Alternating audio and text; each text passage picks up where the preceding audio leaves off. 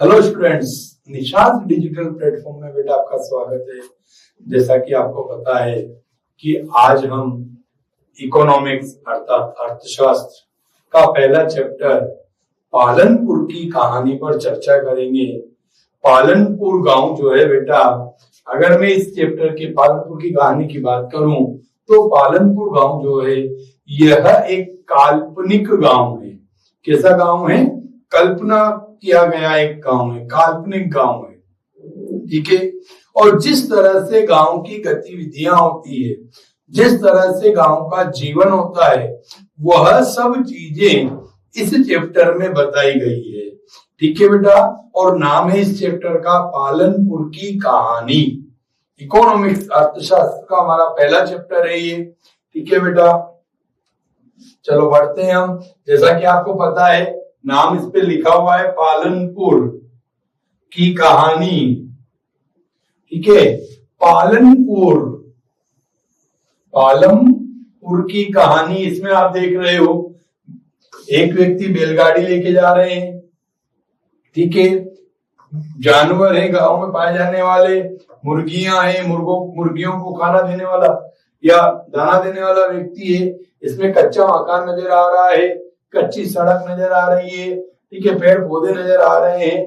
अर्थात इस चित्र के माध्यम से मैं आपको ये समझाने का प्रयास कर रहा हूं कि इस चैप्टर में हम गांव से संबंधित सभी क्रियाकलापों का अध्ययन करेंगे। ठीक है ना। गांव के व्यक्ति किन क्रियाकलापों में संलग्न होते हैं, हम उस पर इस चैप्टर में चर्चा करेंगे। एक नजर में पालनपुर। ठीक है बेटा, पालनपुर में कृषि ही प्रमुख उत्पादन क्रिया है। ठीक है ना। पालनपुर की प्रमुख उत्पादन क्रिया क्या है बेटा? कृषि कार्य है। ठीक है। गांव में 450 परिवार रहते हैं। गांव में कितने परिवार रहते हैं? 450 परिवार रहते हैं। 150 परिवारों के पास खेती के लिए भूमि नहीं है।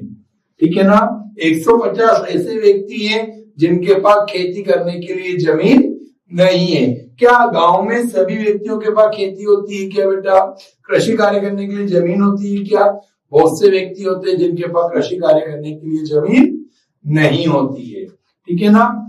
बाकी 250 परिवारों के पास 2 हेक्टेयर से कम क्षेत्रफल वाले छोटे भूमि के टुकड़े हैं। अगर मैं कहूं 240 परिवारों के पास 2 हेक्टेयर से भी कम भूमि है। ठीक है बेटा, अर्थात सभी के पास एक समान रूप से भूमि भी उपलब्ध नहीं है। गांव की कुल जनसंख्या का 1/3 भाग दलित या अनुसूचित जातियों का है। ठीक है ना। पूरी जो गांव की जनसंख्या उसका 1/3 भाग कौन है बेटा? दलित या अनुसूचित जातियों का समूह है। ठीक है बेटा। गांव में ज्यादातर भूमि के स्वामी उच्च जाति के 80 परिवार हैं। ज्यादा जमीन किसके पास है? जो उच्च जाति के व्यक्ति हैं, 80 व्यक्ति हैं, उनके पास कृषि भूमि अधिक है। आपने गांव में देखा होगा बेटा कि गांव में भी जो स्वर्ण जाति या उच्च जाति के व्यक्ति होते हैं उनके पास जमीन अधिक होती है। अनुसूचित जाति जनजाति के व्यक्तियों के पास जमीन कम होती है। और वहां पर भी आपके गांव में देखा होगा बहुत से व्यक्ति ऐसे भी होंगे जिनके पास कुछ भी जमीन नहीं है। तो बिल्कुल गांव के जैसा माहौल बताया गया है। दूसरा, पालनपुर गांव में शिक्षा के लिए एक हाई स्कूल, 2 प्राथमिक विद्यालय, एक स्वास्थ्य केंद्र और एक निजी अस्पताल भी है। ठीक है ना। गांव में शिक्षा के लिए क्या है बेटा? एक हाई स्कूल है, 12वीं तक स्कूल है, 2 प्राथमिक विद्यालय है। ठीक है ना। एक स्वास्थ्य केंद्र है। ठीक है ना, जहां पर वो इलाज करा सकते हैं, और एक प्राइवेट अस्पताल भी है। ठीक है बेटा।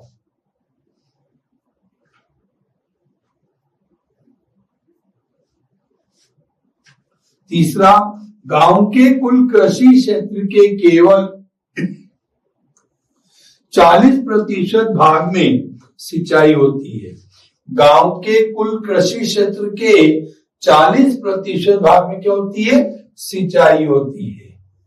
अधिक उपज पैदा करने वाले बीज की सहायता से गेहूं की उपज 1300 किलोग्राम प्रति हेक्टेयर से बढ़कर 3200 किलोग्राम प्रति हेक्टेयर हो गई है। क्यों हो गई है? क्योंकि गांव में हरित क्रांति का प्रभाव हो गया है।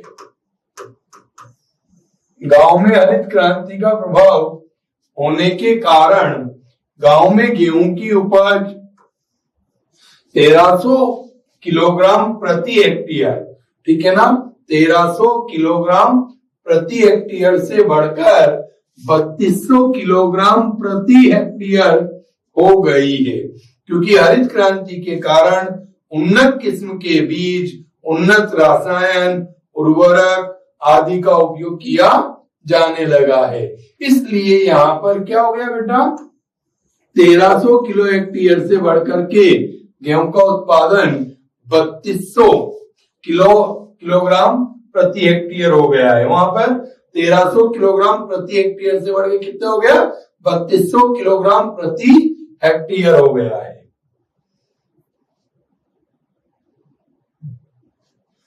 पालमपुर गांव में 25% व्यक्ति गैर कृषि कार्य में लगे हुए हैं, ठीक है ना। 25% व्यक्ति ऐसे हैं जो कृषि कार्य नहीं करते हैं। गैर कृषि कार्य होता है जो कृषि कार्य में संलग्न नहीं है। जैसे वो क्या काम करते हैं, उन्होंने डेयरी लगा रखी है, दुकानदारी करते हैं, लघु स्तरीय निर्माण करते हैं, उद्योगों में काम करते हैं, परिवहन चलाते हैं, गाड़ियां चलाते हैं आदि, ठीक है ना। इस तरह से गांव के 25% व्यक्ति इन सब कार्यों में संलग्न है जो गैर कृषि कार्य में भाग लेते हैं।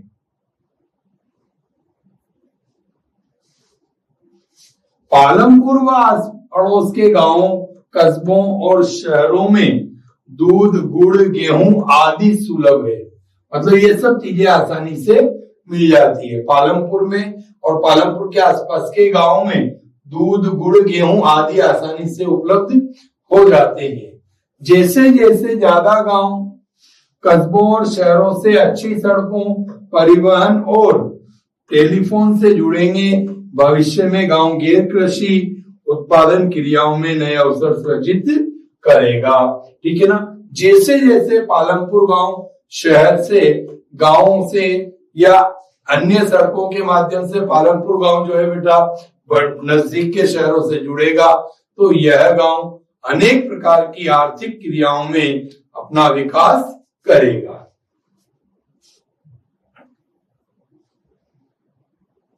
पालमपुर में खेती मुख्य क्रिया है, जबकि अन्य कई क्रियाएं जैसे लघु स्तरीय विनिर्माण, डेयरी, परिवहन आदि सीमित स्तर पर की जाती है, ठीक है ना। मुख्य क्रिया क्या है, कृषि कार्य, ठीक है, और बाकी अन्य क्रियाएं गैर कृषि कार्य। यहाँ पर केवल मात्र 25% व्यक्ति गैर कृषि कार्य में संलग्न है, ठीक है ना। इन उत्पादन क्रियाओं के लिए विभिन्न प्रकार के संसाधनों की आवश्यकता होती है। इन उत्पादन क्रियाओं के लिए भी बेटा विभिन्न प्रकार के संसाधनों की आवश्यकता होती है, यथा प्राकृतिक संसाधन, मानव निर्मित वस्तुएं, मानव प्रयास, मुद्रा आदि। इन सब चीजों के निर्माण करने के लिए भी हमें प्राकृतिक संसाधनों की आवश्यकता होगी, मानव निर्मित वस्तुओं की आवश्यकता होगी, मानव के प्रयास चाहिए, ठीक है ना, मानव का कौशल चाहिए और मुद्रा, पैसा चाहिए, तब जाकर के हम इन सब प्रयासों को या इन सब क्रियाओं को संपन्न कर सकेंगे।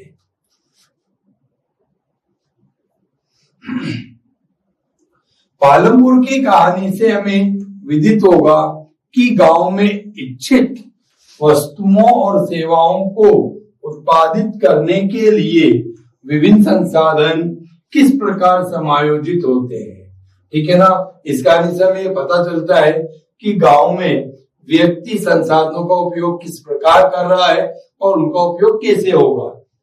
इस गांव में विभिन्न जातियों के लगभग 450 परिवार रहते हैं। मैंने भी बताया था आपको, इस गांव में अनेक प्रकार के समुदाय के व्यक्तियों के 450 व्यक्ति निवास करते हैं। गांव में अधिकांश भूमि के स्वामी उच्च जाति के 80 परिवार हैं, ठीक है ना। जो उच्च जाति के 80 परिवार हैं, उनके पास गांव में अधिक खेती के लिए जमीन है। उनके मकान, जिनमें कुछ बहुत बड़े हैं, ईंट और सीमेंट से बने हुए हैं। इन अमीर व्यक्ति, उच्च स्वामी, उच्च जाति के जो व्यक्ति हैं, इनके मकान बड़े बड़े बने हुए हैं बेटा। ये ईंट पत्थर आदि से उनका निर्माण किया गया है। जबकि आपने देखा होगा गांव में कच्चे मकान होते हैं। अधिकांश व्यक्तियों के पास कौन से मकान होते हैं? कच्चे मकान होते हैं। लेकिन यहाँ पर अमीर और संपन्न परिवार के जो व्यक्ति हैं, उनके मकान पक्के हैं, ईंट पत्थर आदि से बने हुए हैं।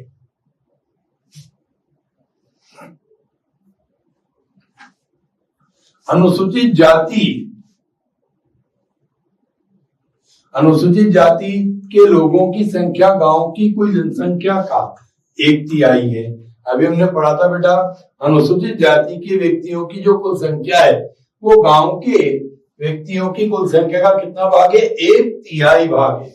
और वे गांव के एक कोने में काफी छोटे घरों में रहते हैं, और वो गांव के किसी एक कोने में, एक भाग में, आपने देखा होगा गांव में भी कि जो अनुसूचित जाति या जनजाति के व्यक्ति होते हैं, उनके मकान एक साथ होते हैं, ठीक है ना।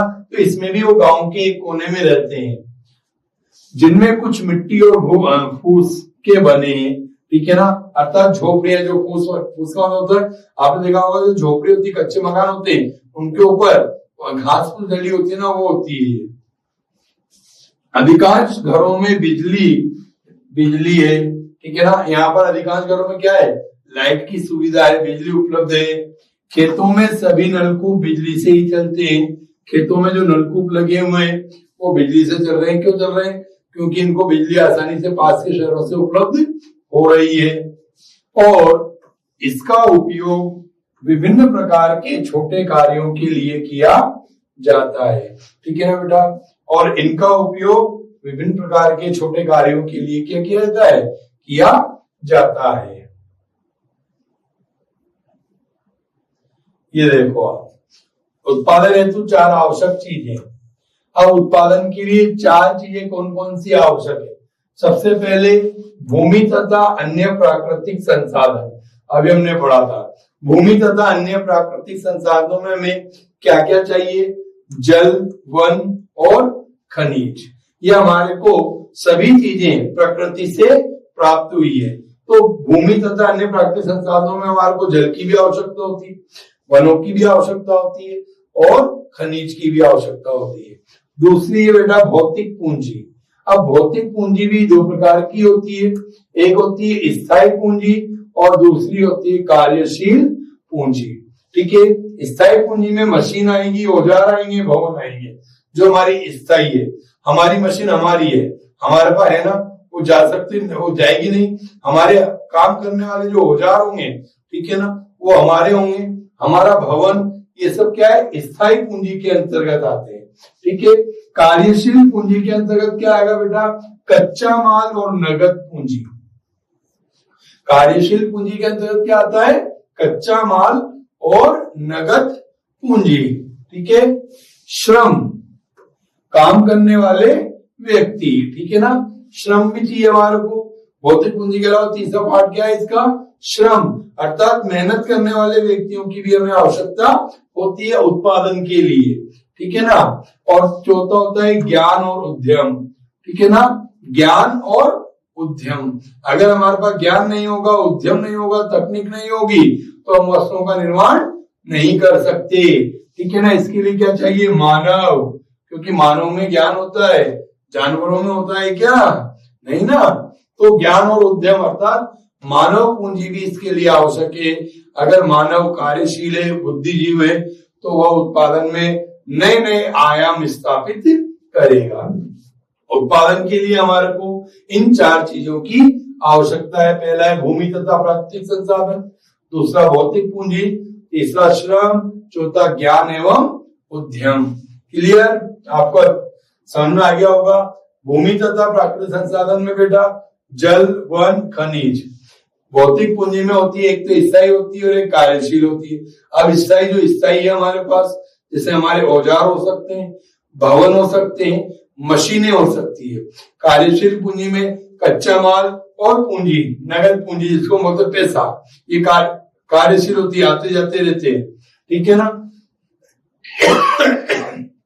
जबकि औजार हमारे पास रहेंगे, मशीन रही हमारे पास रहेगी, भवन भी हमारे पास रहेगा।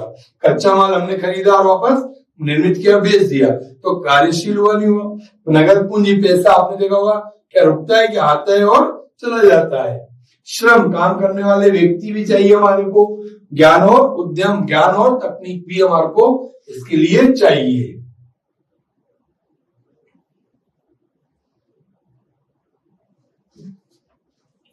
पालमपुर में 2 प्राथमिक विद्यालय और एक हाई स्कूल है। गांव में एक राजकीय प्राथमिक स्वास्थ्य केंद्र और एक निजी औषधालय मतलब अस्पताल है, ठीक है ना। यहाँ रोगियों का उपचार किया जाता है। एक काल्पनिक गांव पालमपुर की कहानी हमें किसी भी गांव में विभिन्न प्रकार की उत्पादन संबंधी गतिविधियों के बारे में बताएगी। अगर हम पालमपुर की बात करें बेटा, तो यह गांव हमें किसी भी गांव के उत्पादन संबंधी या वहां की आर्थिक क्रियाकलापों के बारे में हमें जानकारी प्रदान करता है। पालनपुर की कहानी नामक चैप्टर। पालनपुर जो है बेटा, ये इस चैप्टर में एक काल्पनिक गांव है, कल्पना किया गया हुआ एक गांव है, ध्यान रखना।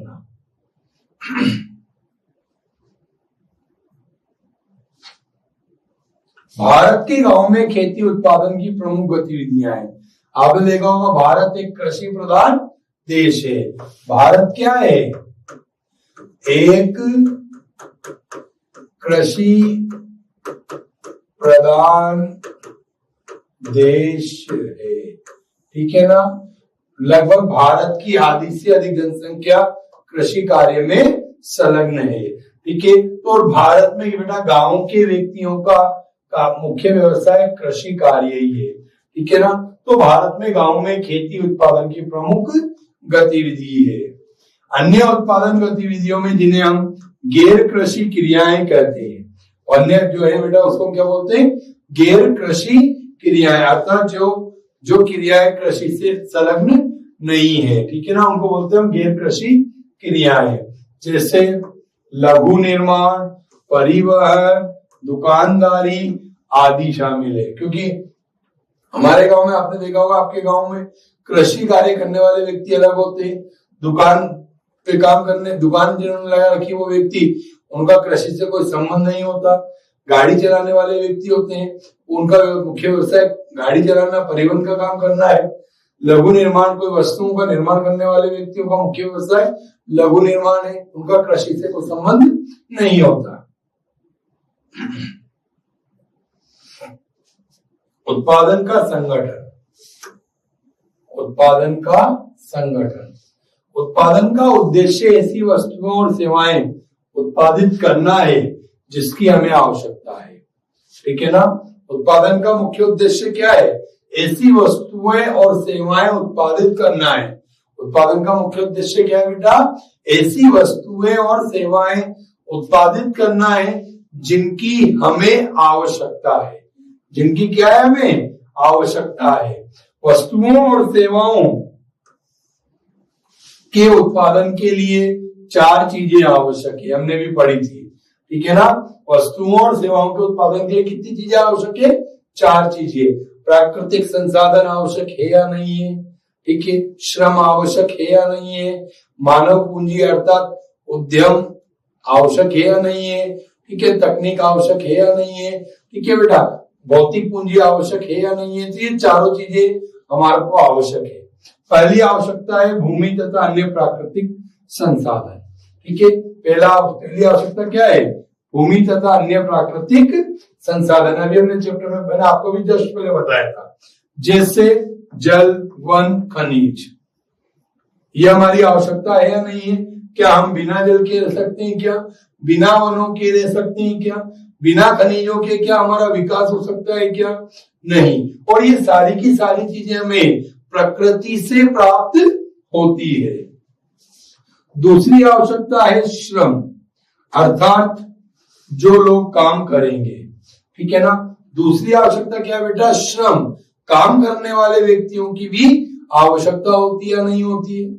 ठीक है, हमारे को अगर कोई भी काम करेंगे तो उसको काम को करने के लिए श्रमिकों की आवश्यकता होती है या नहीं होती? तो दूसरी महत्वपूर्ण आवश्यकता क्या बन गई? श्रम। पहली क्या है? भूमि तथा प्राकृतिक संसाधन।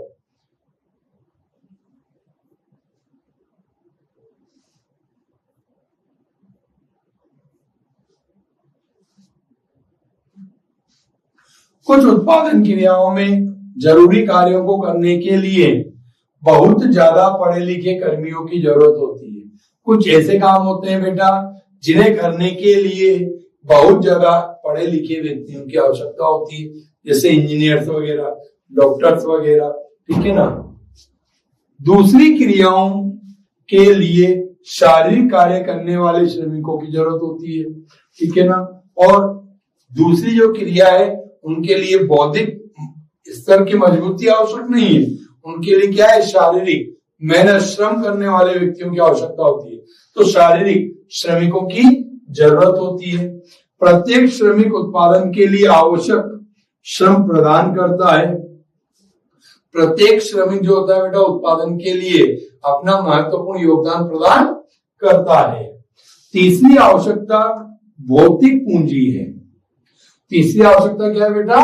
भौतिक पूंजी है, अर्थात उत्पादन के प्रत्येक स्तर पर अपेक्षित कई तरह के आगत, ठीक है ना। अब उत्पादन के स्तर पर अपेक्षित कई तरह के आगत क्या होंगे? अभी हमने पढ़ा था भौतिक पूंजी कितने प्रकार की होगी? 2 प्रकार की। कितने प्रकार की होती है बेटा? 2 प्रकार की। एक होती है स्थायी और दूसरी होती है गतिमान या परिवर्तनशील, ठीक है। तो स्थायी पूंजी में मशीन, औजार, भवन आते हैं। गतिशील में क्या क्या आएंगे? कच्चा माल और नगद पैसे आते हैं, ठीक है बेटा।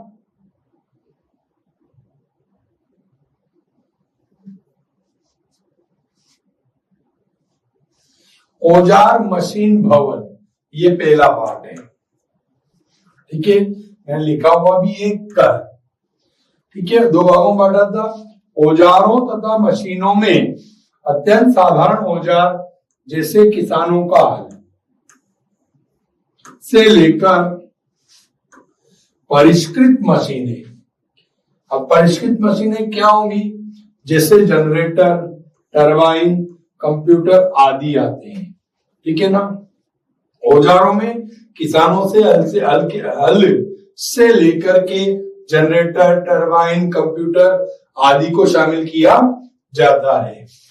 औजारों, मशीनों और भवनों का उत्पादन में कई वर्षों तक प्रयोग होता है, ठीक है ना।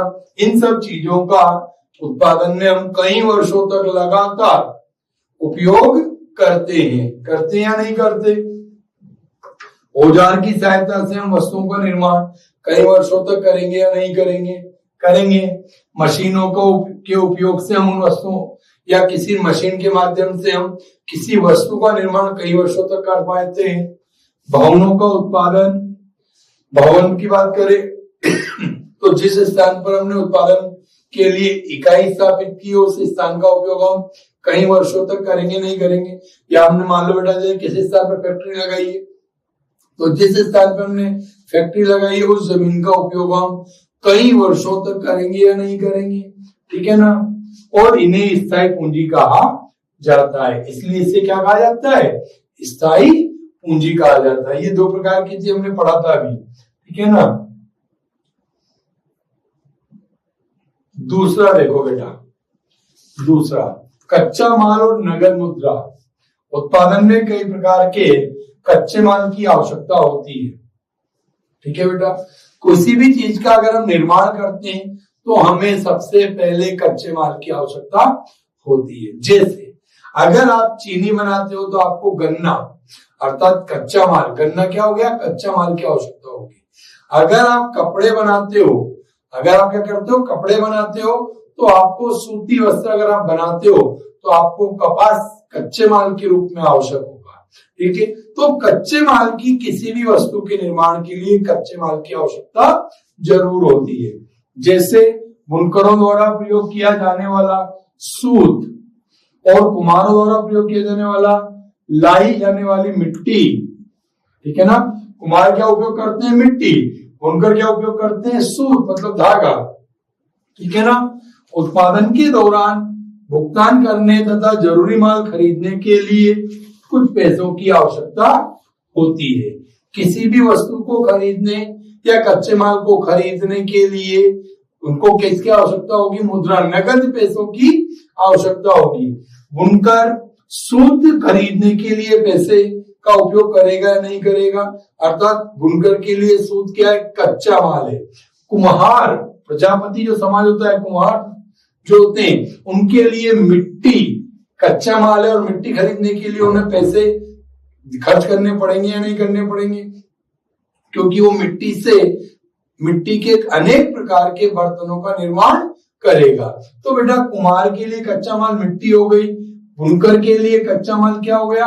सूत हो गया। तो और इन कच्चे माल को खरीदने के लिए पैसों की आवश्यकता होगी या नहीं होगी?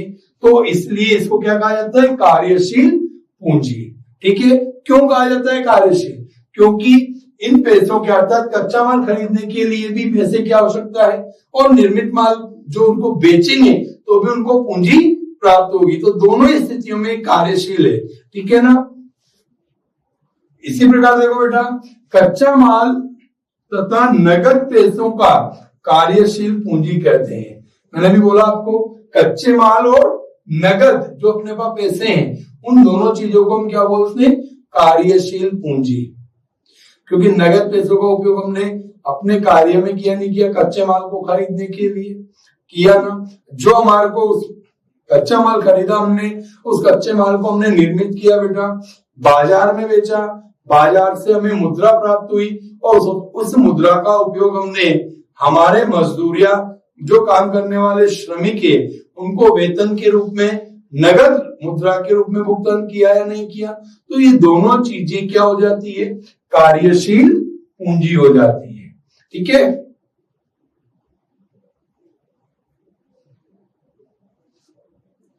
औजारों, मशीनों तथा भवनों से भिन्न यह चीजें उत्पादन क्रिया के दौरान समाप्त हो जाती है।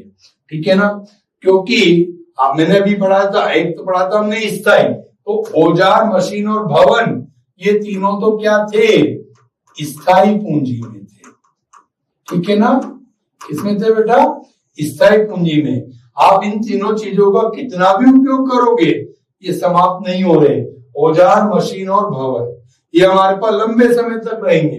लेकिन अभी हमने पढ़ा था कच्चे माल के लिए उपयोग की गई पूंजी और नगद पूंजी हम जितना खर्च करेंगे उतना ये खत्म होती चली जाती है।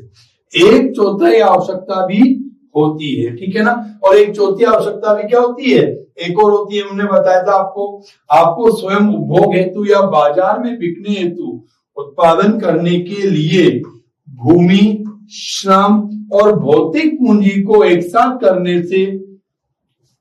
करने के योग्य बनाने के लिए मैंने आपको बताया था सारणी में ज्ञान और उद्यम की आवश्यकता होती है।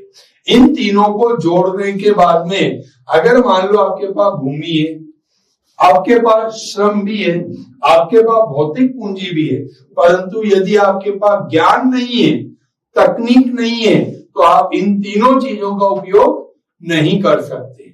ठीक है, क्योंकि आपको फैक्ट्री लगाने के लिए या वस्तु उत्पादन करने के लिए ज्ञान और तकनीक दोनों की आवश्यकता होती है। ठीक है, और ज्ञान और तकनीक ये दोनों चीजें जो है बेटा, ये भूमि, श्रम और भौतिक पूंजी, इन तीनों के मिलने के पश्चात हमारे को चौथी जो आवश्यकता बनेगी वो क्या बनेगी?